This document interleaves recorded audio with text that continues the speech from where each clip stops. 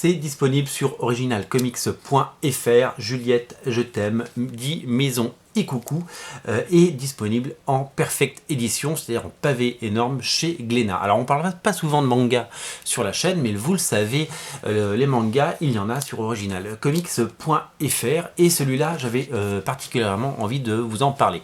Moi, j'ai quelques passions en manga et elles sont liées à mon adolescence.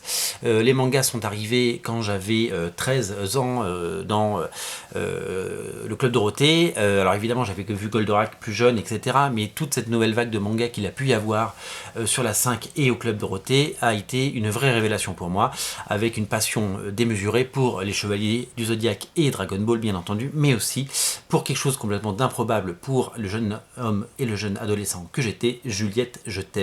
Juliette, je t'aime, j'ai absolument adoré ce truc. J'ai adoré Juliette, je t'aime parce que c'était quelque chose qu'on n'avait jamais vu. C'était une histoire d'amour, c'était une histoire romantique, c'était l'histoire d'une rencontre de deux êtres qui s'aiment, mais pour qui c'est pas le moment parce que elle est veuve et lui n'est pas encore la personne qu'il doit devenir, c'est-à-dire un garçon sérieux, un garçon posé, avec une situation, avec un emploi, etc. Évidemment, ça codifie toute la société japonaise, avec évidemment ce besoin d'avoir fait des études et réussi pour pouvoir prétendre à fonder une famille, et de l'autre côté ça parlait de thématiques très fortes comme le veuvage, comme la tristesse, comme voilà, la solitude. C'était une histoire absolument géniale et je ne ratais aucun épisode quand ça passait à la télévision.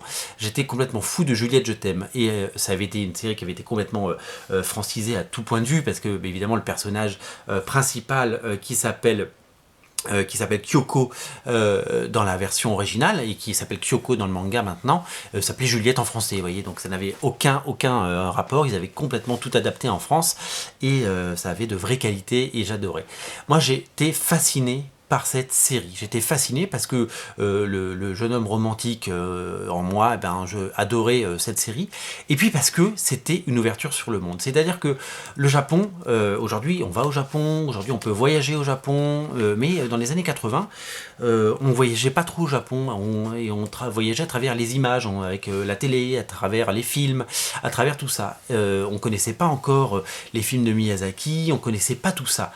On connaissait seulement Juliette, je t'aime. Et Juliette, je t'aime, c'était pas une série avec des mecs en armure ou des super guerriers avec un petit garçon et une queue de singe et des boules de cristal.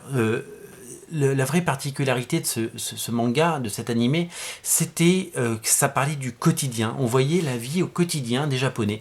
On voyait les cerisiers en fleurs, on voyait la météo, on voyait la pluie, on voyait ces maisons d'hôtes, ces pensions de famille, la pension des mimosas, la fameuse pension des mimosas, bien entendu. Et tout ça était un petit air, un avant-goût de Miyazaki déjà, je pense, et un air de Japon. Et c'est ça que j'aimais. C'était, je pense, que ma passion pour le Japon, j'ai eu la chance d'aller au Japon il y a 10 ans, ma passion pour le Japon vient quasiment exclusivement de Juliette, je t'aime, parce que j'ai adoré ce mode de vie. Tout était nouveau. Ils mangeaient des nouilles, ils mangeaient des ramen, des choses moi j'avais jamais mangé de ramen. Ils mangeaient des sushis, j'avais jamais mangé de sushi, j'en mange toujours pas, mais je mange des ramen. Ils s'asseyaient à table, ils pliaient leurs couvertures qu'ils mettaient dans les placards, ils vivaient donc par terre, ils enlevaient leurs chaussures quand ils rentraient dans chaque pièce.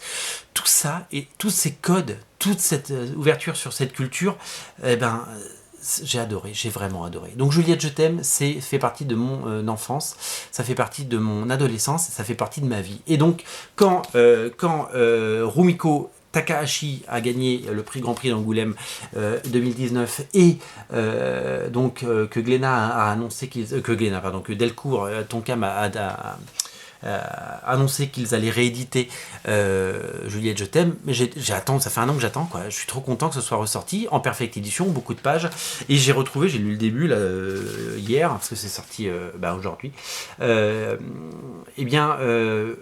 J'ai retrouvé les scénettes, les épisodes, parce que chaque petite scénette donnait lieu à un épisode, et je reconnais les personnages, j'entends les voix dans ma tête, etc. Et alors, évidemment que ça a un peu vieilli, parce que c'est un manga qui date du début des années 80, donc évidemment que c'est plutôt vieux, et évidemment que le style est un petit peu désuet, graphiquement, c'est pas... La série était plus jolie, alors de mémoire, parce que j'ai pas revu l'épisode, mais la série avait un petit côté très poétique. Mais j'aime beaucoup le style de cette dessinatrice, j'aimais beaucoup aussi Ranma de main et demi, et j'aimais beaucoup tout ce qu'elle a pu faire par ailleurs. C'est vraiment quelqu'un qui a eu un vrai talent, et du coup, moi je suis très très fan de cet univers, il y a de la nostalgie, et voilà, je suis ravi de redécouvrir tout ça, et en tout cas je vous invite à le découvrir. C'est disponible sur originalcomics.fr, ça s'appelle Maison Ikuke, Ikoku, Maison Ikoku. Juliette, je t'aime, pour moi, ça restera toujours Juliette, je t'aime, la couverture est superbe, c'est disponible sur originalcomics.fr. Salut!